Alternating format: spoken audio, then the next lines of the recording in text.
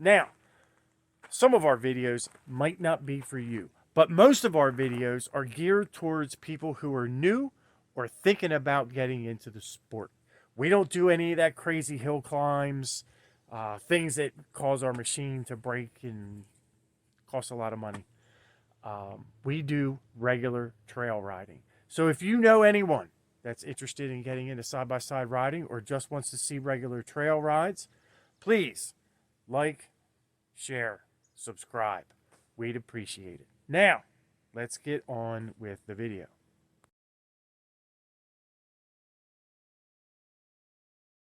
Welcome back, everybody, to episode 2 of Trail Yap.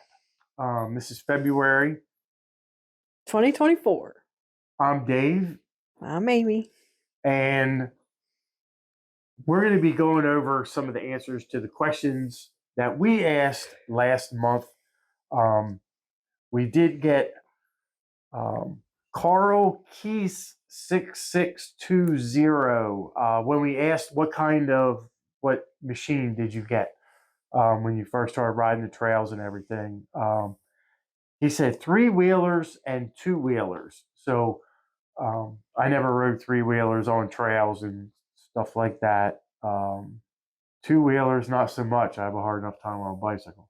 So, but we do see those on the trail. It's just something that we did not get into ourselves. And then we also asked, like, what parks do you go to? And his response was Durham Town. Heard of it. Heard of it. We watched the Can-Am crew. You know, they've gone there. Durham Town and Highland Park. I think both of those are in Georgia. Not 100% sure. Could be wrong, but I think Highland Park is. So I guess my question would be at that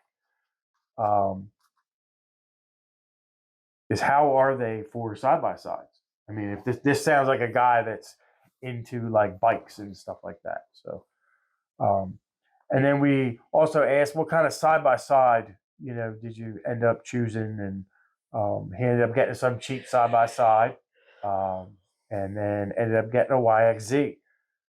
YXZ, I don't know if they're like real good trail riding or just racing. I don't know. But he used to rent a cabin, and now he's got a toy hauler, which we've never rented a cabin.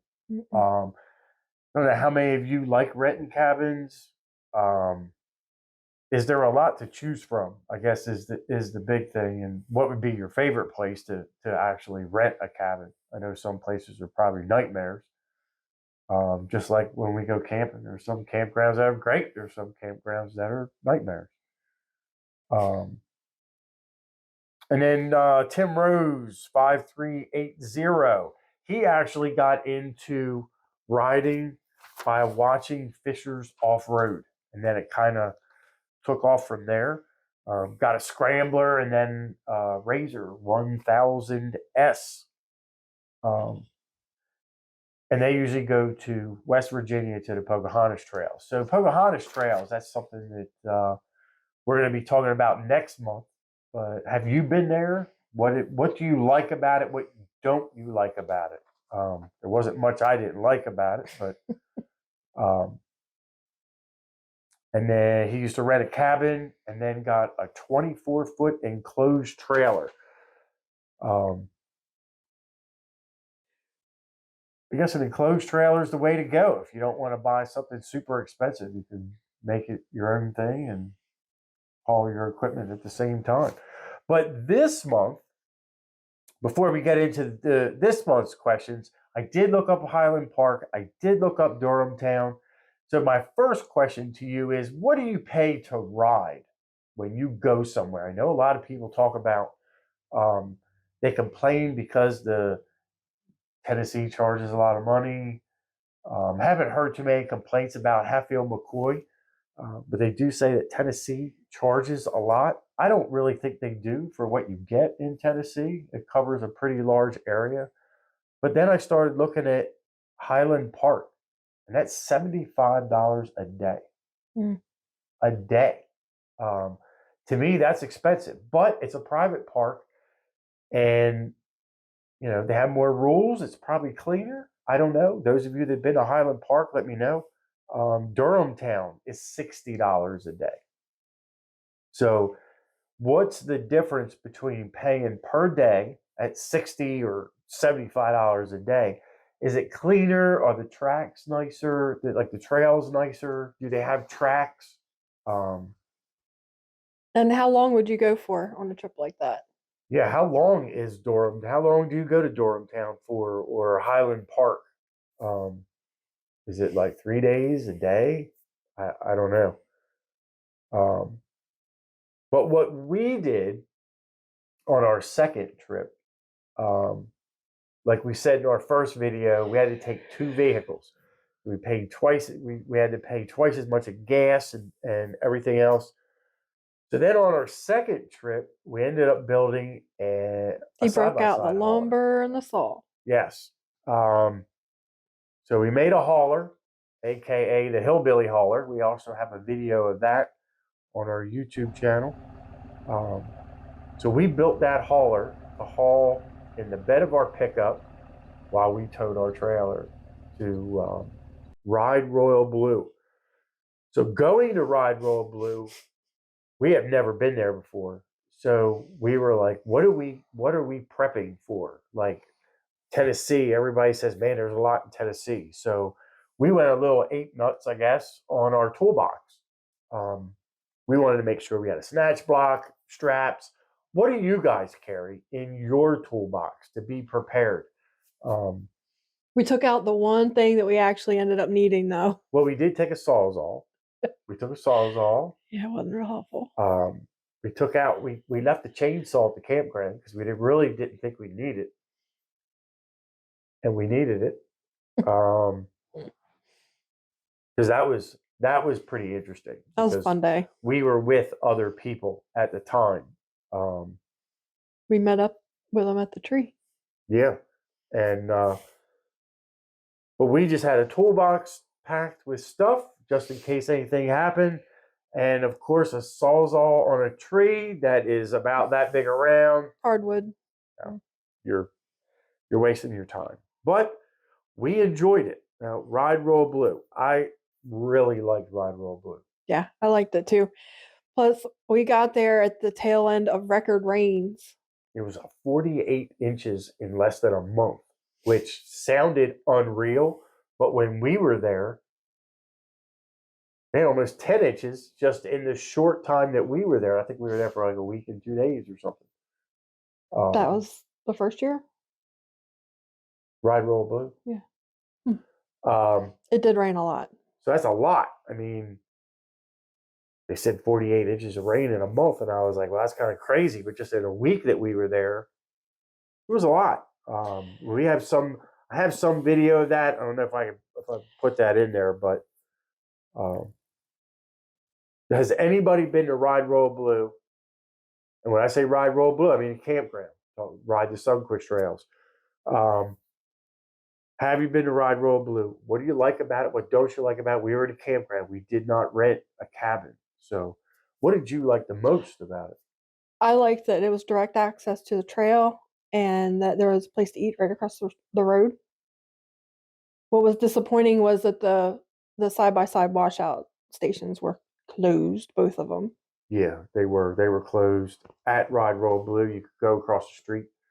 You had to pay over there. Mm-hmm. The thing I didn't like was the trail coming out of the campground. Yeah, it was rough. Man, that thing it got rougher by the week, or as the week went on too. Yeah.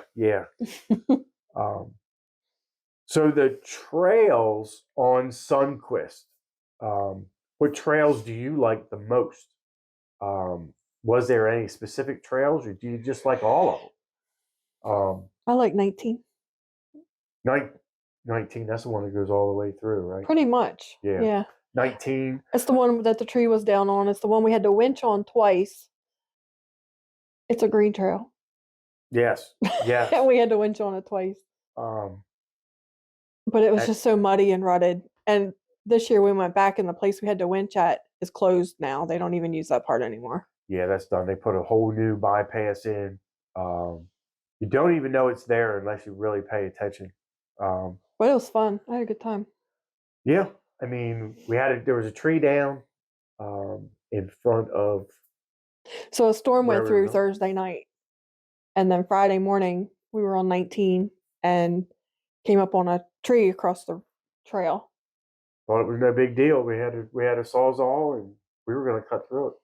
Yeah, and then a couple guys pulled up behind us, and a few minutes later, like another group of 3 Can-Ams pulled Yeah. up behind them, and we were all trying to get this tree out of the way, and it was not happening.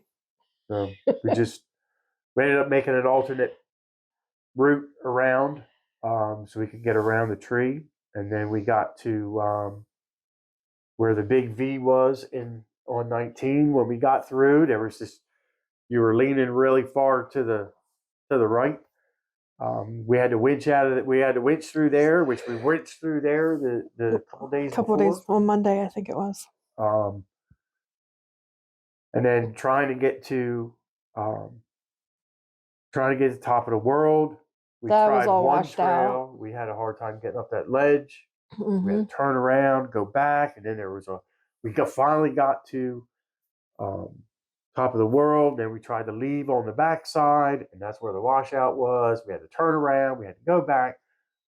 But sounds like we're complaining, but we're not. It was it was fun. We had a good time. And it wasn't just our little moto that couldn't make it to the top of the world either. There were guys with some huge, like KRXs and stuff that couldn't make it up there. But that's what made it really, really interesting. I think all the trails were great. What was the trail trying to get to the lookout? The 37. What was that? The Buffalo? No, the elk viewing tower. We couldn't get up that. From the big waterfall, there's a shortcut to the elk viewing tower that cuts off a good bit of trail, and it's really steep and it's really rocky. And we wanted to go. Yeah. Couldn't do it. Just couldn't do it. I didn't think it was safe. Didn't think it was a really good idea. And we didn't have the ground clearance either. There was a big rock at the top. But everything was great. Like I loved it. Mm-hmm. I loved it. I mean, that was my favorite trip until we went to WINDROCK. A lot of mud. There was a lot of mud, but everything was muddy. So, those of you that have been there, what did you like to see? Like, where were the places that you wanted to go when you got there? We wanted to go everywhere. I mean, we wanted to go do everything we could do. There was actually one trail that was completely shut off with those downed trees. Oh, it was Trail 10 or something. That was close to the cell phone tower. That end of it, there were some trees down, and we missed the whole side of Sunquist that we didn't even know we missed. Well, we saw another down tree where they made little goat paths that went down. I don't remember where that was, but yeah. I mean, everybody was working together. Obstacles everywhere. Yeah. So, and that's what made it really super fun, is because the goat trail was not something we would have done on our own. I mean, these guys, you could hear them; they were just screaming through there, trying to plow a path through. And HATFIELD MCCOY is nice because it's all manicured and nice. Sunquist is not that. It'll make you think, and it's a lot of fun. Yeah, they take care of the trails after they get super bad and people can't get past them. So they let you work at it. Yeah. They really do, which is good. I think that's pretty cool. But things to see, like what is there to see? The elk viewing tower was worth the trip. Yeah, that was pretty cool. That was super nice. Yeah. When we finally made it, it was nice. I like the top of the world. They have a bunch of different little avenues you can go to get up there, or you can just loop around. You can go up these real steep climbs. Yeah, there's a little bit of a playground at the top. There were waterfalls all over the place, and because it had rained so much, they were flowing pretty nicely. Even when you ride down Stinking Creek Road, there's like a rock cliff, and there were water running out of that too. That was pretty neat because I'd never seen that before. Yeah, that was pretty cool. They had that swimming hole. There was a swimming hole that we went to. That was on our way to the elk viewing tower. That was pretty cool. We went back this year, and that's when that girl fell in. Yeah. So I mean, it's like stuff like that. You got to be careful. I mean, that stuff is slick. But I guess top of the world. There is good places to eat if you want to go by. I call it I guess it's exit 141. There was a gas station there. There's a Mexican place. There's Blind Frog, and then down in La Follette, there's some decent places to eat too. What was that place we ate that one day? No idea. I can't remember what it's called, but it was good. It was right in town. It was really good. We don't even know what it was. I can't remember. Oh, that little. We'll have to look it up and put it in the tag it or something. I remember it was like a little strip row thing, little strip. It was on joint, like a side street. Strip mall kind of like a. It was a commercial building with a restaurant in it. We'll look it up. But I liked it. I liked Ride Royal Blue, Sunquist Trails. Now, we have not done Tackett. Nope. So, if anybody we need friends to go there. Wants to give their input on Tackett, that would be great. And where do you stay for Tackett? That's the other thing is we have no idea where to stay. That's good. We do have a Dodge Ram 2500 two-wheel drive. So we don't want to go up any gravel hills, things like that to be able to get up there. We're already pushing our limits with weight. And we'd really like to do Tackett, but I don't think it's a great idea to go alone. A lot of people say don't go by yourself. So is there just trails that you could ride through Tackett? Or is it all just crazy stuff? Like I thought WINDROCK was all crazy stuff. I mean, maybe Tackett's not like that. I don't know. What'd she say? Sunquist is ruts and mud. Tackett is boulders and dust. And across the highway is technical, right? Yeah, across the highway, which is Royal Blue, and it's called Royal Blue. There's a bunch of other stuff. Ride Royal Blue is the campground at Sunquist Trails. And then what's the other place? Brimstone. Brimstone. Has anybody gone to Brimstone? And what do you think about Brimstone? Is it any good? I'd like to go to Brimstone. I've seen some of the reviews. I'm not really sure about it. Let us know if you've ever been there. We stayed at Eagle Rock last year, and I don't know. Maybe we could probably hit some of WINDROCK if we wanted to, but still far away. But the very north side of it, probably. But yeah, give us your input on Ride Royal Blue and the Sunquist Trails because we like them. And let us know what you think. Because next month we're going to be talking about HATFIELD MCCOY and the 4 Southern Trails. So be talking about that. We covered a lot of ground on that one. Yeah, covered a lot. So thank you. Please like, share, subscribe. We are currently at 375 subscribers, which is pretty cool. We are getting ready. After this will be episode 8 of our WINDROCK series. 9 and 10, episode 9 and 10 are going to have some Jeeps. And, that was a fun day too. Yeah, that's going to be pretty cool. A Suzuki tube chassis. They were coming up Rattle Rock and Trail 15. So, yeah, stay tuned for that. And any suggestions, comment below. And you got anything? No. Well, I guess until next month, we're out of here. See you.